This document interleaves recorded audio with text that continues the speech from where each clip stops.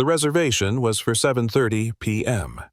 James Patterson, 52, retired Army colonel and successful real estate developer, arrived at La Maison Rouge exactly on time. He'd been looking forward to this dinner for weeks, his daughter's birthday celebration at one of the city's finest French restaurants.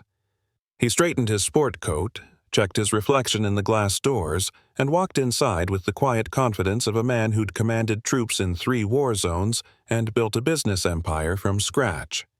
He had no idea that his daughter's birthday dinner was about to turn into a national conversation about dignity, prejudice, and the price of assumptions. The hostess smiled as James approached the podium, but before he could speak, a woman's sharp voice cut through the elegant ambiance. "Excuse me, sir."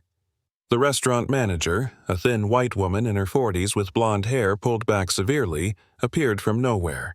"Can I help you?" James smiled politely. "Yes, I have a reservation for 7. Patterson party." The manager's eyes swept over him, his casual sport coat, his open-collar shirt, the absence of a tie. Her lips pressed into a thin line. "I'm sorry, but we have a strict dress code. Jacket and tie required." James glanced down at his sport coat. "I am wearing a jacket." "A proper jacket," she interrupted, her voice sharp, "and a tie. This is a fine dining establishment, not a casual restaurant." What happened next would expose not just one manager's prejudice, but a system that had been protecting discrimination behind the facade of standards for far too long. James had faced worse than a snobbish restaurant manager. He'd survived ambushes in Baghdad, negotiated with warlords in Afghanistan, and rebuilt communities devastated by war. A woman with a clipboard wasn't going to ruin his daughter's birthday. "Ma'am, I called 3 days ago to confirm the dress code. I was told business casual was acceptable for weeknight dinners." The manager, her name tag read Christine Holloway, General Manager, crossed her arms. "Well, you were misinformed. As you can see," she gestured to the dining room where several men sat in suits and ties, "our clientele maintains certain standards." James noticed something she probably didn't intend him to notice. 2 men in the corner booth wearing polo shirts and khakis. No ties, no jackets, but they were white and they were already seated. "I see," James said slowly. "So, those gentlemen over there are members of our private dining club." Christine cut him off smoothly. "Different rules apply." A small crowd had begun to gather. The hostess looked uncomfortable. A waiter paused mid-stride, sensing conflict. Another couple waiting to be seated whispered to each other. James pulled out his phone. "Let me call my daughter. She made the reservation. Perhaps she can clarify." "Sir," Christine's voice rose slightly, "I'm going to have to ask you to step outside. You're causing a disturbance." "I'm causing a disturbance?" James's military training kept his voice level, but his eyes had gone steel cold. "I'm standing here having a conversation.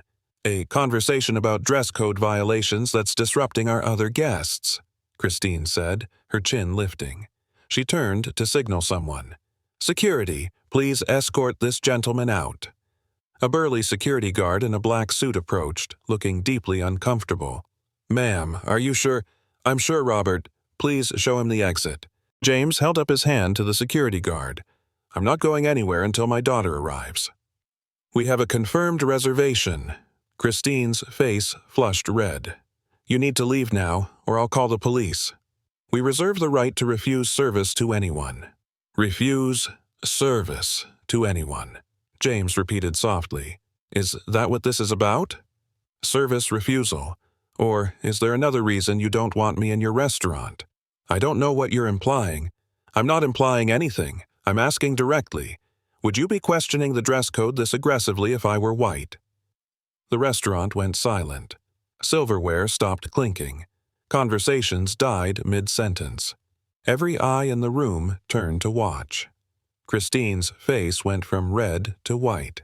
"How dare you suggest?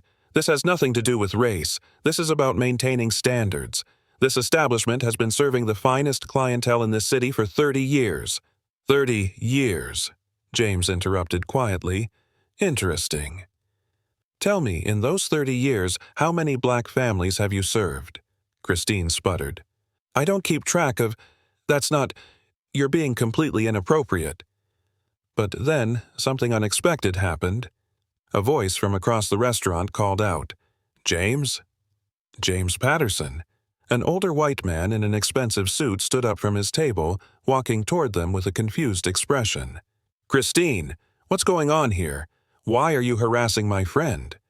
Christine's confidence faltered. Mr. Beaumont, this gentleman, Beaumont interrupted, is Colonel James Patterson, United States Army, retired. He's also one of the most successful real estate developers in the state. James, what's happening?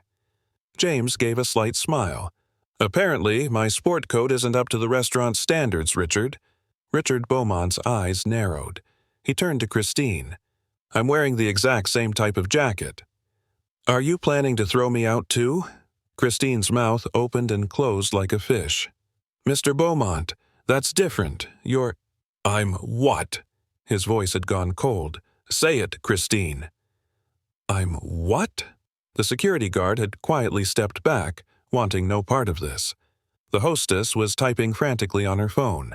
Other diners were recording on their smartphones now, sensing they were witnessing something significant.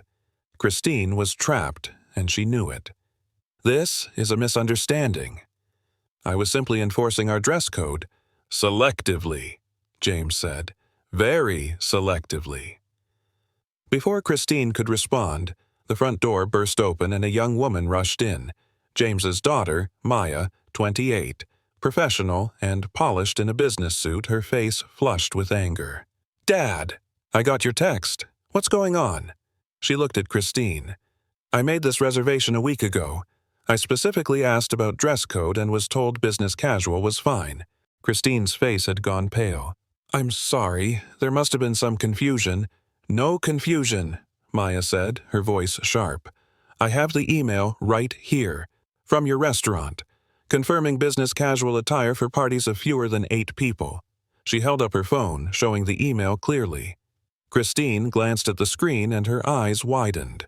She was caught in a lie and everyone knew it, but the real shock was still to come. Richard Beaumont pulled out his phone. Christine, I think it's time I made a call. He dialed, and the phone barely rang once before someone answered. Charles? Yes, it's Richard. I'm at La Maison Rouge. We have a situation that requires your immediate attention. He hung up and turned to James. The owner will be here in 5 minutes. He lives 2 blocks away.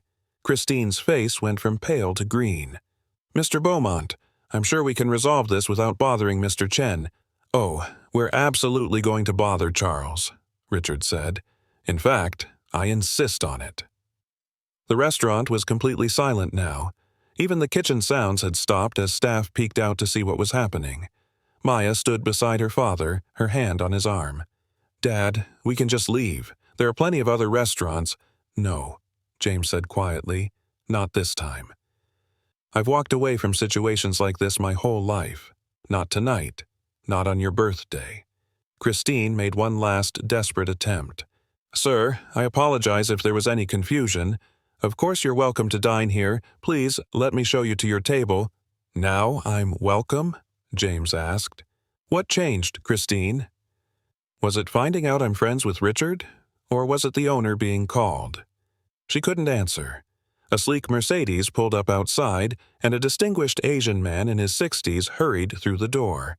Charles Chen, the owner, took in the scene with sharp, assessing eyes. Richard, what's the problem? Richard gestured to James. Charles, meet Colonel James Patterson. Christine here has been trying to throw him out for the past 20 minutes, claiming dress code violations. Charles's eyes moved from Richard to James, noting their nearly identical casual jackets. His expression darkened as he turned to Christine. In my office. Now. Christine followed Charles toward the back, her earlier confidence completely shattered. The restaurant remained frozen, waiting. Richard turned to James. I'm sorry, my friend. This shouldn't have happened. James shook his head. Don't apologize for her actions. But I am curious. How do you know I'm a real estate developer? Richard smiled slightly. Because you own the building my law firm leases. Patterson, Properties, 15 floors of prime, downtown real estate. I've been meaning to renegotiate our lease terms, actually. Maya's eyes widened. Dad owns this building? Wait, James said, his mind clicking. This building. La Maison Rouge is in the Hamilton building. Your Hamilton building, Richard confirmed. A murmur rippled through the watching diners. James pulled out his phone, scrolling through his property management app. There it was, Hamilton Building, 47 Market Street. Restaurant tenant, La Maison Rouge. Leaseholder, C. Chen Enterprises. James looked up, a slow smile spreading across his face. She tried to throw out her landlord. The irony wasn't lost on anyone in the room. Someone laughed nervously. Another diner whispered, "Oh my God." Charles returned from the office, his face grim. Christine trailed behind him, her eyes red. She'd been crying. "Mr. Patterson," Charles began, then paused. "Colonel Patterson, I owe you a profound apology. What happened here tonight is inexcusable. Christine has been relieved of her duties." Christine let out a small gasp, but didn't protest. Charles continued, "I bought this restaurant 3 years ago because I believed in creating an inclusive space where everyone could enjoy fine dining. Clearly, I failed to ensure that vision was being upheld. But James wasn't finished. He'd stayed silent long enough. Mr. Chen, with all due respect, this isn't about one manager. This is about a culture that allowed her to feel comfortable making those decisions. How many other people has she turned away? How many families missed special occasions because someone decided they weren't the right clientele?" Charles's shoulders sagged slightly. "You're absolutely right." A waiter, a young black man in his 20s, stepped forward hesitantly. "Can I say something?" All eyes turned to him. "I'm Marcus. I've worked here for 2 years. Mr. Patterson, you're not the first black person Christine has found a reason to turn away. She's just usually more careful about it. Dress code, reservation errors, we're fully booked. There's always a reason." Other staff members were nodding now. A busboy, a hostess, even the sous chef who'd emerged from the kitchen. Charles looked like he'd been punched. "Why didn't anyone report this?" Marcus shrugged. "Who would we report it to? She's the general manager, and we need our jobs." The full scope of what had been happening began to dawn on everyone. This wasn't an isolated incident. This was systematic. James looked at Christine, who couldn't meet his eyes. "How many?" he asked quietly. "How many people did you turn away?" She didn't answer. "I'll tell you how many," said an elderly black woman from one of the tables. She stood up, her voice quavering but strong. "You turned away my family last month, my granddaughter's graduation dinner.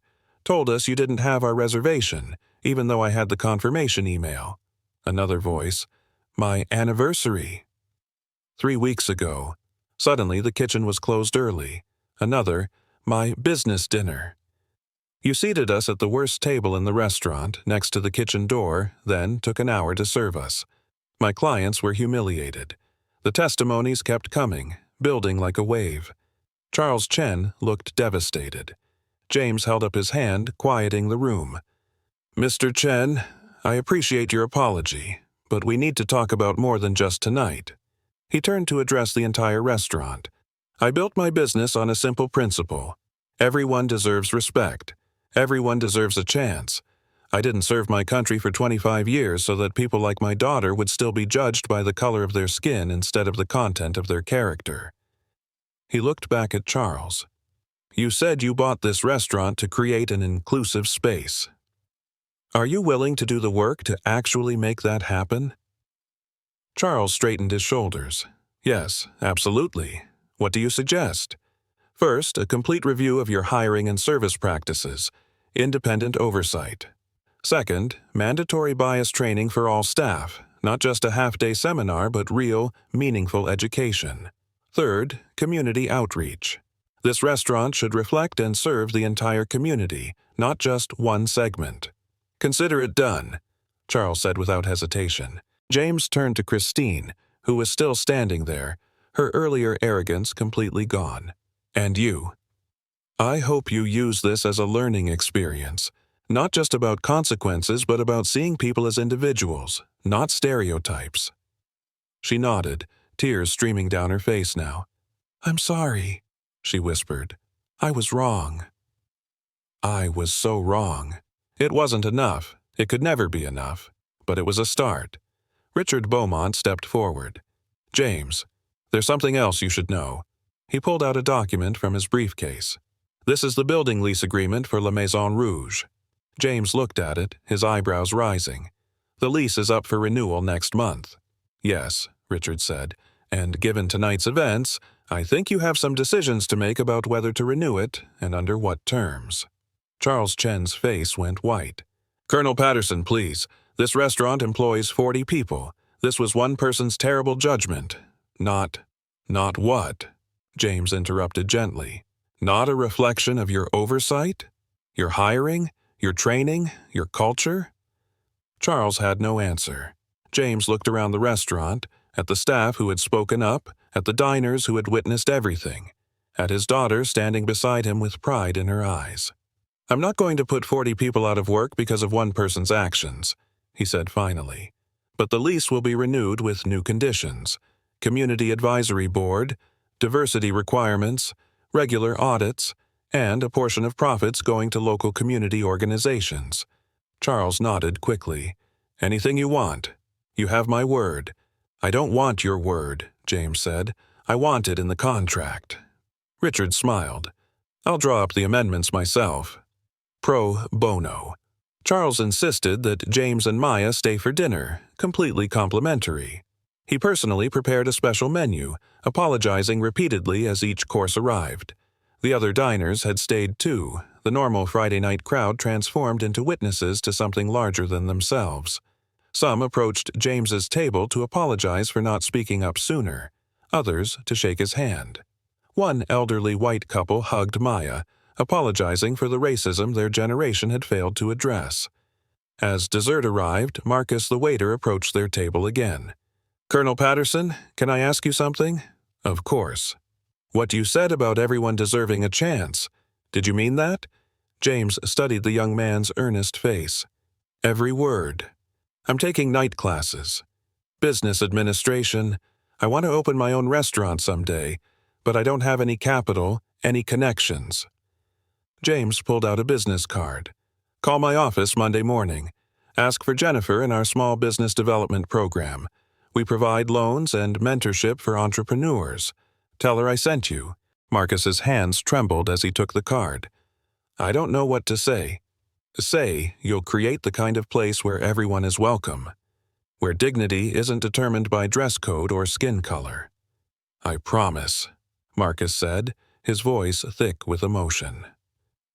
6 months later, James stood outside La Maison Rouge again, but this time he was there for the grand reopening.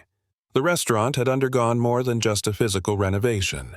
Under Charles Chen's reformed leadership and James's oversight, it had become a model for inclusive dining. The staff was diverse. The menu incorporated dishes from various cultures. The prices had been adjusted to be accessible to a broader range of customers.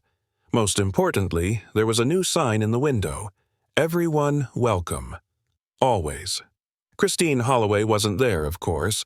She'd moved to another city, her reputation in ruins. But Charles had heard she was volunteering at a community center, working with at-risk youth. Perhaps she was learning.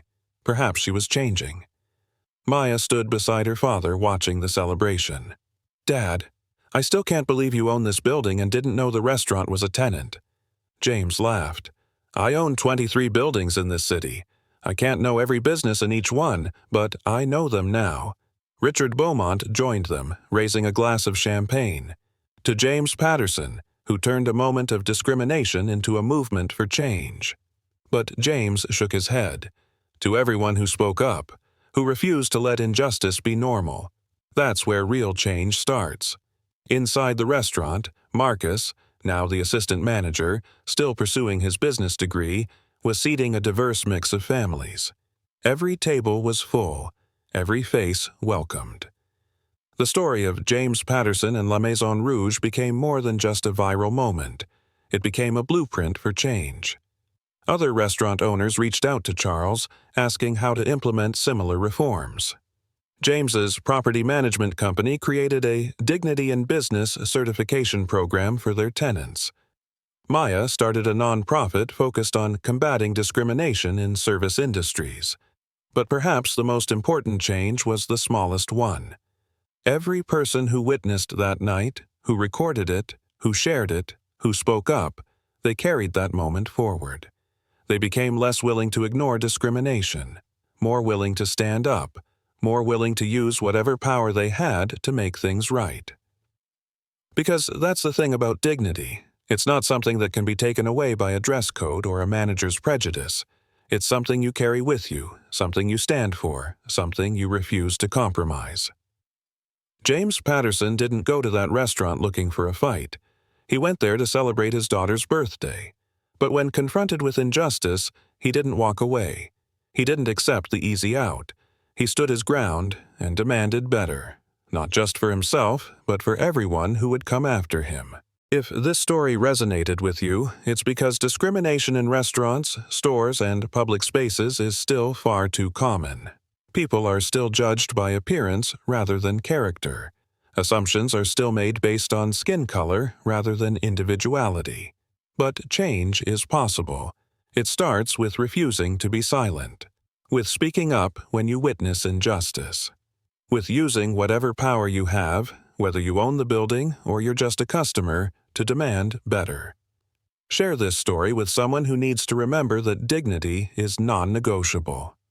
Subscribe to Real Justice Stories for more tales of courage, resilience, and the power of standing up for what's right. Because every time someone like James Patterson says, "Not this time," the world becomes a little more just. Thank you for watching.